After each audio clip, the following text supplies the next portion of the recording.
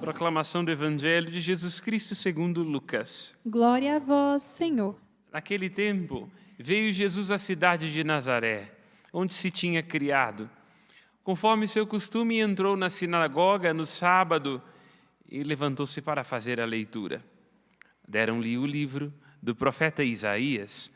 Abrindo o livro, Jesus achou a passagem em que está escrito: O Espírito do Senhor está sobre mim, porque Ele me consagrou com a unção para anunciar a boa nova aos pobres, enviou-me para proclamar a libertação dos cativos e aos cegos a recuperação da vista, para libertar os oprimidos e proclamar um ano da graça do Senhor.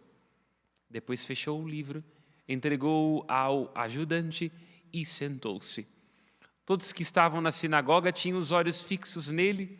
Então começou a dizer-lhes: Hoje se cumpriu esta passagem da Escritura que acabastes de ouvir. Todos davam testemunho a seu respeito, admirados com as palavras cheias de encanto que saíam de sua boca. E diziam: Não é este filho de José? Jesus, porém, disse: Sim, sem dúvida, vós me repetireis o provérbio: Médico, cura-te a ti mesmo. Faze também aqui em tua terra tudo o que ouvimos dizer que fizeste em Cafarnaum. E acrescentou: Em verdade vos digo que nenhum profeta é bem recebido em sua pátria.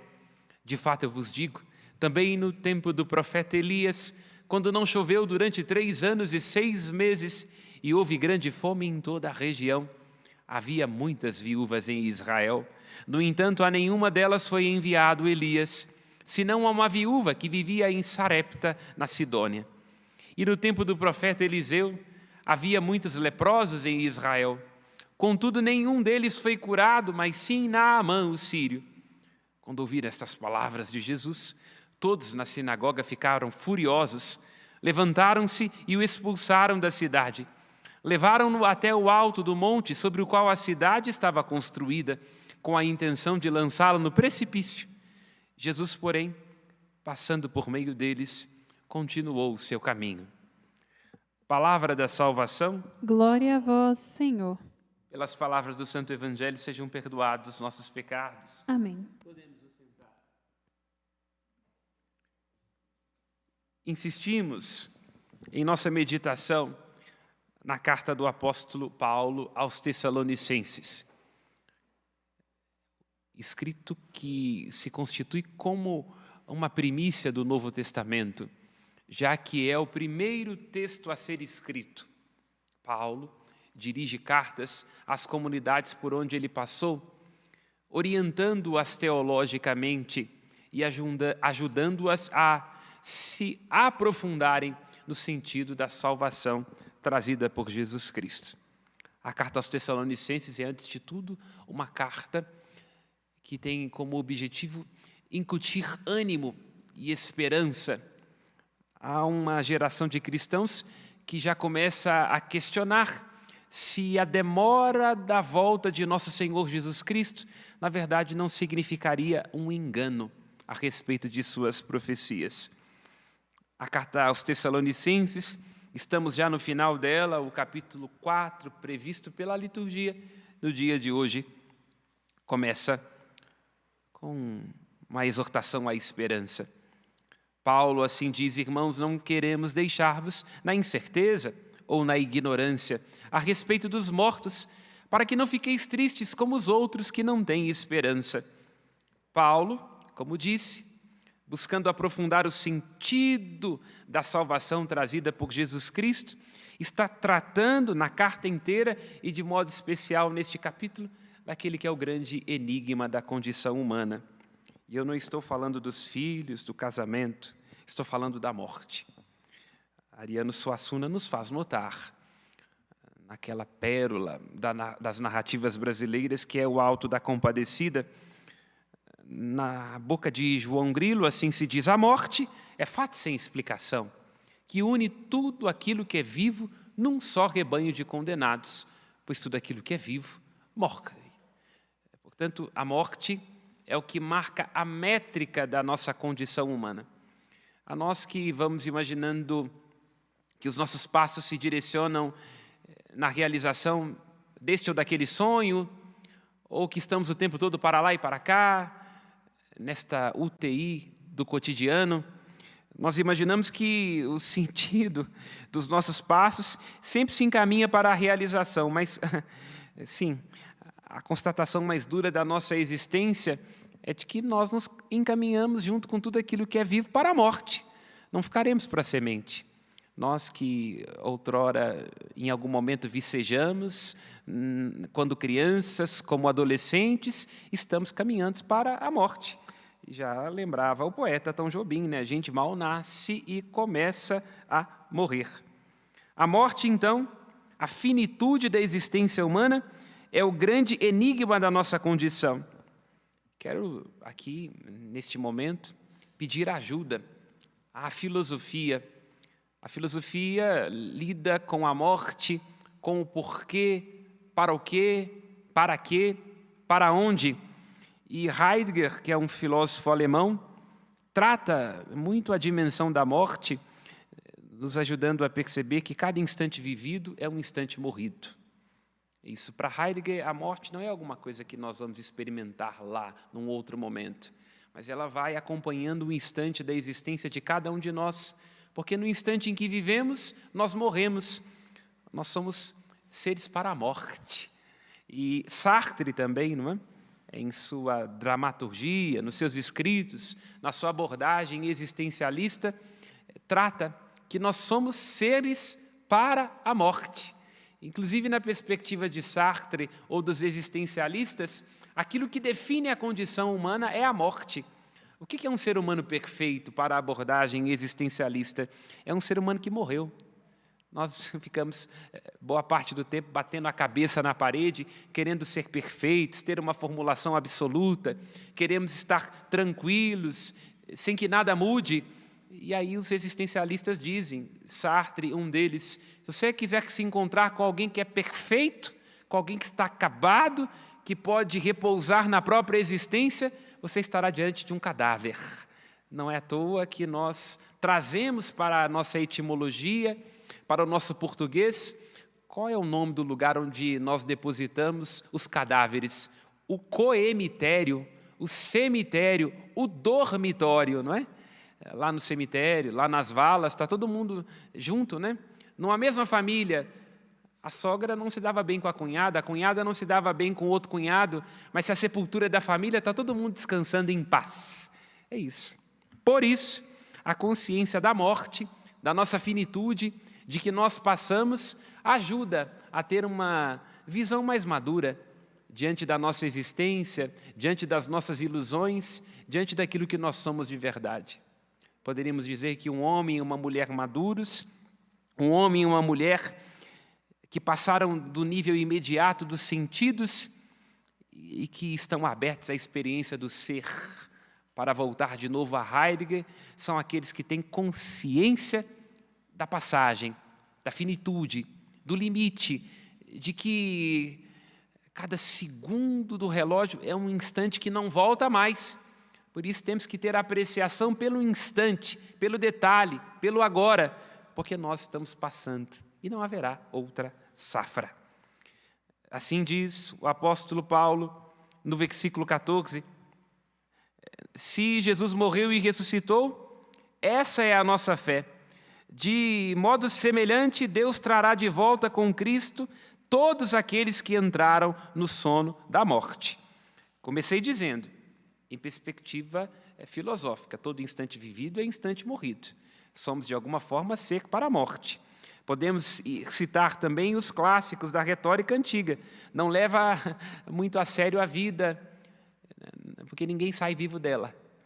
Agora, Paulo está ajudando a perceber que nós temos uma esperança que não é concedida aos filósofos, que não é concedida aos pensadores deste mundo, uma esperança que supera a melancolia própria de quem tem consciência de que vai morrer. Esta esperança vem do fato de que Cristo ressuscitou. Então, aproveitando bem o que significa perceber cada instante como único, tendo consciência de que nós iremos passar e que o mundo, a igreja, a sociedade, a vida dos seus netos, o sol não vai parar de girar quando você passar. Nós nos alimentamos de uma esperança que vem do fato de que Cristo ressuscitou. E a ressurreição de nosso Senhor Jesus Cristo é a chave de abóbora da fé cristã. Nós não cremos em Jesus porque Ele tem boas ideias. Nós não cremos em Jesus porque Ele foi um cara bacana, falando na Galileia. Nós cremos em Jesus porque Ele nos prometeu a ressurreição. E a ressurreição dá à vida de cada um de nós um novo sentido e um rumo decisivo. A ressurreição dá a cada um de nós um novo sentido e um rumo decisivo. Porque temos consciência, como vai lembrar o mesmo apóstolo Paulo, que no instante em que o nosso homem e mulher exteriores se deterioram, porque nós nos desfazemos, nós envelhecemos, nos enchemos de ruga, nosso joelho e nossa coluna passam a mandar em nós, no instante que vamos experimentando a decadência humana, algo em nós vai se refazendo numa estatura interior e vai se constituindo segundo nosso Senhor Jesus Cristo. Portanto, se a vida tem uma dimensão trágica, até que todos nós um dia iremos repousar num túmulo, ou numa câmara funerária, ou num forno, em sentido diverso, nós vamos nos constituindo na medida da intimidade que criamos com Cristo, na medida em que a graça de Cristo vai nos refazendo, nos constituindo segundo homens e mulheres interiores, segundo o Espírito, atravessando as coisas que passam, mas abraçando aquilo que não passa, o amor de Deus que permanece e tem o privilégio de nunca entediar. O amor que é a consequência da esperança, que é a consequência da fé. É o apóstolo Paulo quem vai dizer, em 2 Timóteo 1, versículo 12, por que eu não desanimo? Porque eu sei em quem eu pus a minha esperança e Ele há de me guardar até aquele dia. Insisto neste ponto. Todos nos desfazemos. Todos vemos que a vida vai se esvaindo, que chega um momento que a gente tem a impressão que está descendo a serra. Temos que, então, apelar ao único capaz de guardar aquilo que em nós importa. Porque, no final, o que vai residir? Nossa casa, nossa arrogância, nossos bens, aquilo que nós juntamos? Não, tudo isso ficará como herança para que os vivos se matem. O que vai residir e preservar em nós é a gentileza, o sorriso, os bons testemunhos que nós demos e, sobretudo, a graça de Deus agindo em nós, a graça que nos alcançará a eternidade. Tudo isso através do Cristo, insiste o Paulo na primeira leitura. Através do Cristo que morreu e ressurgiu, Deus nos trará consigo todos aqueles que adormeceram.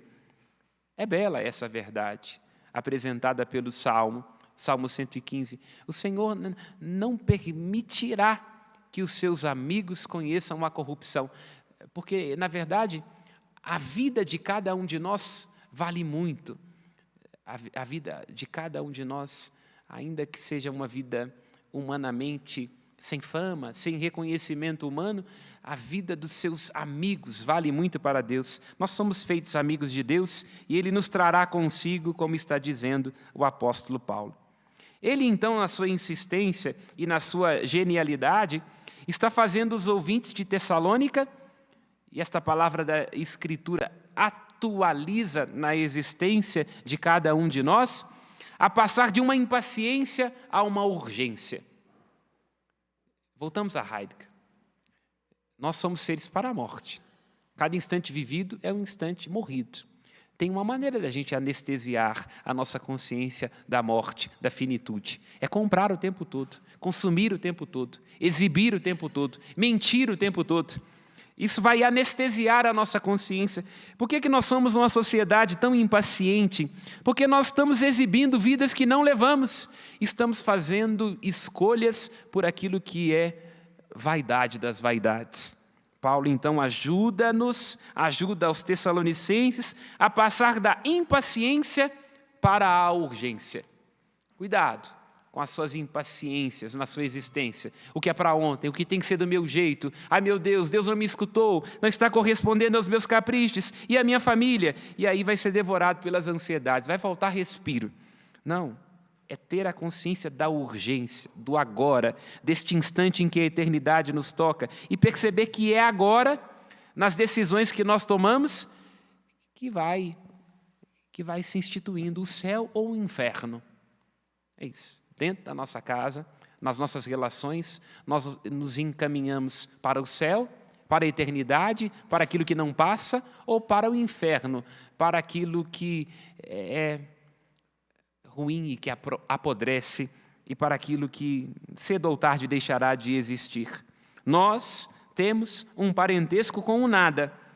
Ou nós nos lançamos naquele que tem o ser e que com a sua graça nos sustenta, fazendo da nossa fraqueza a força, ou então vivemos de ilusões. No salmo que nós cantamos, se estivermos atentos e não distraídos, assim se diz, não é? O Senhor nosso Deus é grande, digno de louvores. Os outros deuses pagãos, os ídolos, são um nada. Temos que atualizar esta palavra, porque hoje, até segundo nossa consciência ecumênica, nós sabemos que não é uma questão de crer ou não em outros deuses. Aqui não é uma questão contra quem é budista, quem é islamista, quem é da Umbanda, do Candomblé, não é isso. É que nós temos uma mania de, quando temos consciência de que somos passageiros ilimitados, de erigirmos ídolos. Isso. O que são os deuses pagãos em uma atualização hoje dinâmica? É tudo aquilo que a gente coloca na posição de anestesiar o nosso nada ser. Aí eu tenho consciência que eu sou nada, então eu tenho que ter um carro enorme e novo para exibir. O meu limite, as minhas fraquezas, as minhas fragilidades me incomodam. Então eu tenho que ficar o tempo todo tendo que produzir afirmação, dizendo: você sabe com quem você está falando? Eu sou padre tal, eu tenho o cargo tal. Eu não consigo me haver com o fato de que eu estou envelhecendo. E aí eu tenho que ficar o tempo todo fazendo estripulias para lembrar a mim mesmo de que estou vivo. Quando não, ficar com a ilusão de que eu tenho que mudar de esposa, né? Para quem sabe, uma mais nova, não sabendo das minhas interdições e dos meus limites e vícios de homem velho, me aplaudir, logicamente, com uma irrisória recompensa da conta bancária. Então perceba, todos nós podemos erigir ídolos que na verdade são nada a ser, falsos deuses que não são capazes de nos sustentar. E vamos então ao Evangelho. Jesus entra na sinagoga de Nazaré, falando do ano da graça do Senhor, e encontra resistência. Porque é isso, homens e mulheres que nada são, estão sempre querendo poder e querendo mandar nos outros. Jesus entra na sinagoga, falando do Evangelho da graça, a graça de Deus que repousa sobre os pobres, ou seja, sobre pessoas que têm consciência do seu limite e que não pode se dispor sobre si mesmos e, portanto, só pode contar com Deus. Por que Jesus gostava dos pobres, dos ladrões, das prostitutas? Porque eram pessoas que não podiam confiar em si mesmas e que, portanto, não tinham espaço para a própria grandeza, para as próprias ilusões, não podiam afirmar-se a si mesmos. E então, vazias de si, podiam se encher da graça e daquilo que mais importa. Jesus vai à sinagoga e encontra homens e mulheres cheios de si mesmo e, portanto, sem espaço para a graça de Deus. Homens e mulheres que tinham construído o ídolo do próprio conhecimento, o ídolo da própria relação com a lei, com o sábado e com a sinagoga, e, portanto, não podiam estar abertos ao Deus vivo e verdadeiro, todo manifesto em Jesus Cristo. E ele mesmo diz: vai acontecer comigo aquilo que aconteceu com Elias, que teve que fugir de Jezabel. Jezabel, Acabe e os Baalins, que construíram ídolos para si e que adoravam deuses falsos. Assim como também aconteceu no tempo de Eliseu, fugindo da mesma rainha que só pôde realizar os prodígios de Deus na casa de uma viúva, que no seu nada ser, uma porção de farinha, dá de comer a Eliseu, e Deus diz, por conta da sua generosidade, jamais a sua vasilha de farinha irá se esvaziar. Irmãs e irmãos, peçamos a Deus a graça de confiar e de esperar somente nele, não em nós, em nossas ilusões e na falsa segurança dos bens deste mundo, que não podem ser bens o tempo inteiro e que não podem pertencer a nós a todo tempo. Apegados a eles e às suas ilusões, se eles se tornarem ídolos em nossa vida, cedo ou tarde irá se desfazer quem somos, nossas relações, nosso casamento, nossa capacidade de conviver com nossos irmãos por conta de herança e de inventário. E, sobretudo, abramos o nosso ouvido e o nosso coração para uma palavra de graça do Cristo que é capaz de abrir os olhos dos cegos, libertar os cativos, o Cristo que, com a sua presença, é capaz de curar. Mas para recebê-lo, é preciso assumir a pobreza que todos trazemos, nossa limitação, nossa fragilidade, nossos medos, para que Ele possa ser a medida transbordada, para que Ele possa ser a graça, para que Ele possa ser a bondade que suplanta as nossas misérias. E assim, terminamos, se realizará em nós a profecia do grande dramaturgo russo Leonid Andreiev. Parafraseando, experimentaremos que a vida só é bela para aqueles que são ressuscitados. Louvado seja nosso Senhor Jesus Cristo. Para sempre seja louvado. Aos céus, nossas preces.